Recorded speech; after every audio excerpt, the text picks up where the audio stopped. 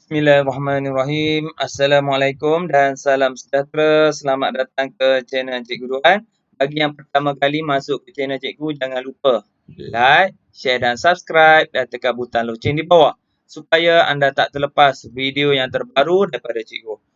So, untuk kali ini, Cikgu teruskan dengan sains tingkatan 5 KSSM dengan tajuk subtopik 2.3 kita nitrogen. Apa dia kita nitrogen ni? Kita nitrogen ialah kita semula jadi yang mengitarkan unsur nitrogen antara tumbuhan dengan haiwan dan seterusnya di atmosfera tanah dan air. Walaupun kira-kira 78% komposisi udara terdiri daripada nitrogen, tumbuhan tak dapat menyerap gas nitrogen secara langsung daripada udara. So dia nak cerita walaupun 78% banyak, paling tinggi nitrogen di udara ni, kandungan dia. So tak semua pokok ataupun tumbuh-tumbuhan boleh serap. Boleh serap terus nitrogen daripada udara. So yang ni gambaran proses-proses yang terlibat dalam kita nitrogen. Saya kita pergi satu per satu. Okey. Kita nitrogen. Tumbuhan hanya dapat menyerap nitrogen dalam bentuk ion nitrat daripada tanah melalui akarnya. So ion nitrat ni apa dia? Ni yang kita panggil baja. Baja nitrat nama dia. Okey, ion nitrat. Barulah akar pokok boleh serap. Terdapat dua proses dalam kita nitrogen, iaitu proses penambahan ion nitrat ke dalam tanah dan proses penyingkiran ion nitrat daripada tanah. So dia ada dua. Masuk ke dalam tanah, lepas tu keluar daripada tanah. Dua proses. Okay, kita tengok kita nitrogen. Penambahan ion nitrat ke dalam tanah seperti tindakan kilat. Ada gambar kilat tadi. Dan letusan gunung berapi. Yang kedua, proses pengikatan nitrogen. Apa dia? Oleh apa? Bakteria pengikat nitrogen. Cikgu bagi tahu siap-siap. Proses penitritan oleh apa? Bakteria penitritan. So ada 3 proses untuk tambah ion nitrat untuk jadi baja nitrat. Okey. Yang kedua, proses penyingkiran ion nitrat daripada tanah. Ada 3 penyerapan ion nitrat daripada tanah. Okey. Yang kedua, proses pendinitritan. Yang ketiga, proses melarut resap nitrat. Kita pergi satu-satu. Okey. So yang tadi 3 proses penambahan ion nitrat, ada 3 tindakan kilat, gunung berapi, proses pengikatan nitrogen dan proses penitritan. Kita pergi satu-satu. Tindakan kilat. Macam mana bila kilat terjadi, apa kaitan dengan baja ion nitrat pula? Sewaktu terjadinya kilat atau letusan gunung berapi, tenaga haba yang terbebas pada suhu yang tinggi mengoksidakan nitrogen dalam udara untuk membentuk gas nitrogen dioksida. So nitrogen di udara, bila haba panas, oksigen campur nitrogen campur oksigen, terhasilnya nitrogen dioksida. Okey. So apa yang akan jadi? Apabila hujan turun, hujan pula dah. Gas nitrogen dioksida tadi dalam udara akan larut dalam air hujan lalu membentuk asid nitrik dan turun ke permukaan bumi. So nitrogen dioksida tambah air. So jadi apa?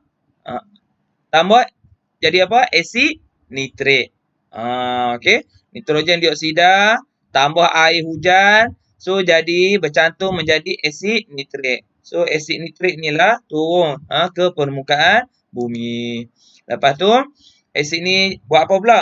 Asid nitrik ni akan meresap ke dalam tanah dan bertindak balas dengan mineral untuk membentuk ion nitrat. So daripada asid ni lah dia gabung dengan mineral lain, last sekali dia jadi baja ataupun ion nitrat. Tu. Itu tindakan kilat mula-mula. Hasilnya kuantiti ion nitrat di dalam tanah bertambah. Sebab tu orang kata bila hujan turun, tu rezeki. Okey. So rezeki untuk pokok tumbuh. Yang kedua, proses pengikatan nitrogen. Ni bukan rambut ni akar pokok ke kacang. Bakteria pengikat nitrogen dalam tanah, air atau yang hidup bersimbiosis dengan nodul akar pokok ke kacang menukarkan nitrogen daripada udara kepada ion nitrat. Ni kuasa Tuhan. Tuhan cipta nama dia bakteria pengikat nitrogen. Ada kat mana? Ada dekat akar pokok ke kacang. Ni dalam ni. Ni dalam ni ada bakteria, nama dia bakteria pengikat nitrogen. Dia berfungsi apa dia? Sebagai vacuum. Dia sedut nitrogen di udara buat masuk dalam pokok. Tu keistimewaan dia.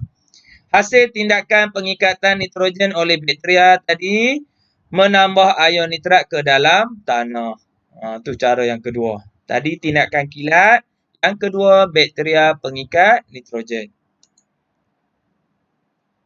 Yang ketiga, proses penitritan. Apabila haiwan tumbuhan mati, bakteria pengurai menukarkan protein haiwan dan protein tumbuhan kepada sebatian amonium melalui proses penguraian. So bakteria apa? Bakteria pengurai. Kemudian bakteria penitritan pula menukarkan sebatian amonium tadi kepada ion nitrit dan seterusnya menjadi ion nitrat. Ni fungsi. Fungsi bakteria penitritan, dia boleh tukarkan sebatian amonium kepada ion nitrat. Ingat yang tu.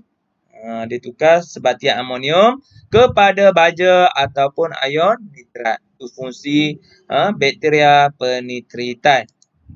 Hasil tindakan bakteria penitritan tadi akan menambahlah ion nitrat ke dalam tanah. So tanah menjadi subur.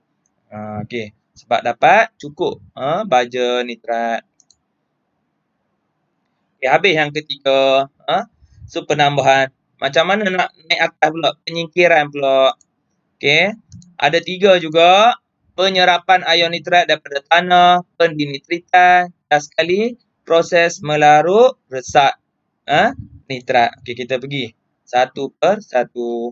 Proses penyerapan ion nitrat daripada tanah.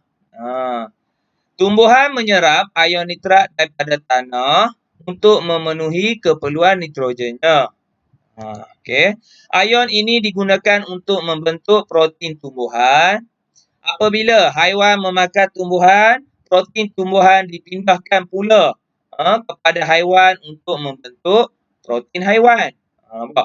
Daripada protein tumbuhan, contoh lembu ni dia makan rumput ni, so dia pindah kepada lembu pula jadi protein haiwan. So itu proses.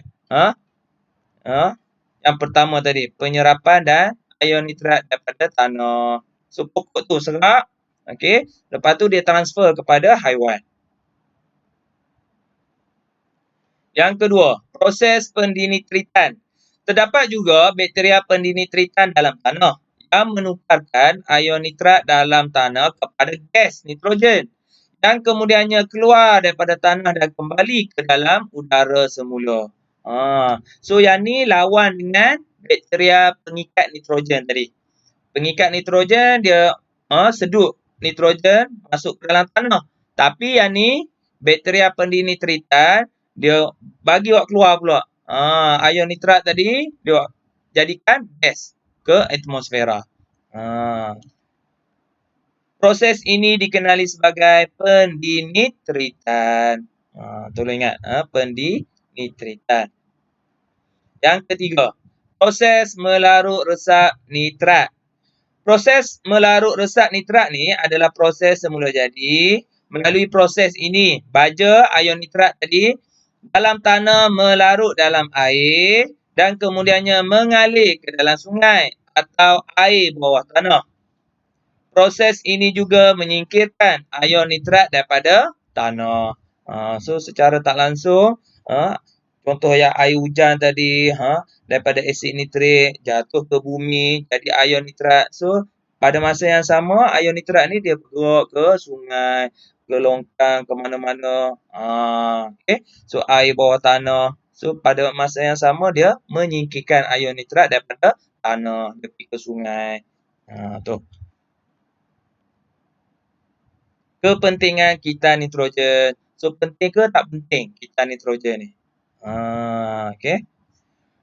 So, memanglah sangat penting. Sebab apa? Dialah kita nitrogen ni dapat mengekalkan kandungan gas nitrogen dalam udara. So, nak kekalkan 78% tadi. Mengekalkan kesuburan tanah. Tanah jadi subur. Meningkatkan produktiviti hasil tanaman. Membantu pembekalan berterusan protein tumbuhan dan protein haiwan. Dan last sekali, mengurangkan pencemaran alam sekitar. Tu yang kita nak.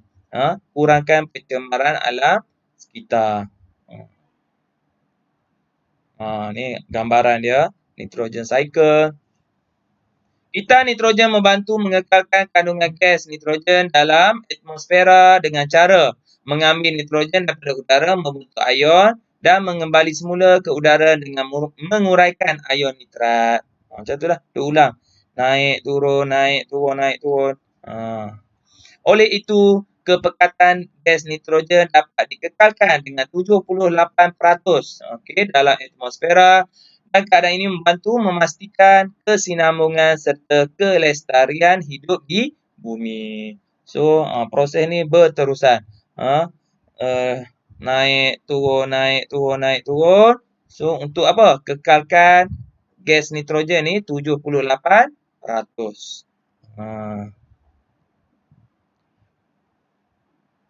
Yang kedua, mengekalkan kesuburan tanah dan meningkatkan produktiviti. Nitrogen merupakan makronutrien yang penting untuk pertumbuhan tumbuhan dan diperoleh oleh tumbuhan dalam bentuk ion nitrat yang diserap ke dalam tumbuhan daripada tanah.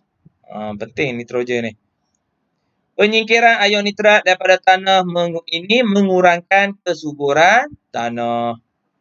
So, kalau singkir banyak sangat, tanah jadi tak subur.